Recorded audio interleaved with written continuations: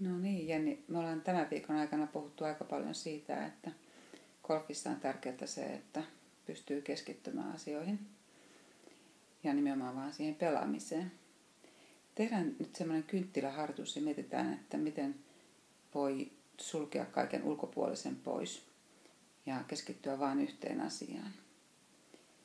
Sä näet tuossa edessäsi tuon kynttilän liekin.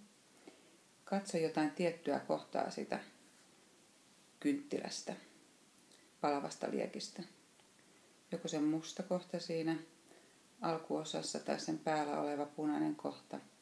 Tai ihan mikä tahansa kohta siitä hieman liehuvasta liekistä.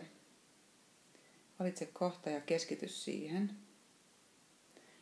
Sulje kaikki ulkopuoliset ajatukset, jotka tulee sun mieleesi nyt pois. Kaikki mahdolliset ulkopuoliset äänet, sulje ne pois myös. Ja keskity siihen liekkiin. Ja sitten kun sinusta tuntuu siltä, että olet yhtä sen liekin kanssa, niin puhalla se liekki sammuksi.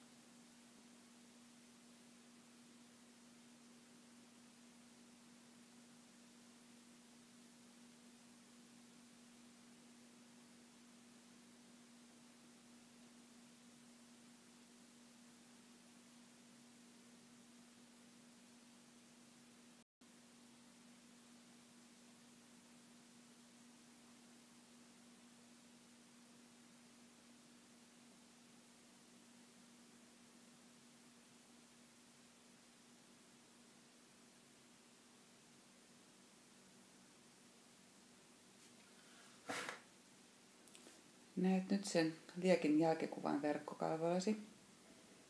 Se liekin kuva voi vähän vaihdella. Se voi tuntua sellaiselta liehuvalta siinä, sen värit voi vaihdella. Pidä se tuossa noin kulmakarvojen korkeudella ja keskity pelkästään näkemään se jälkikuva siellä. Sitten kun sinusta tuntuu siltä, että olet riittävästi katsonut sitä ja se katoaa se liekin kuva, niin lopeta sitten harjoitus.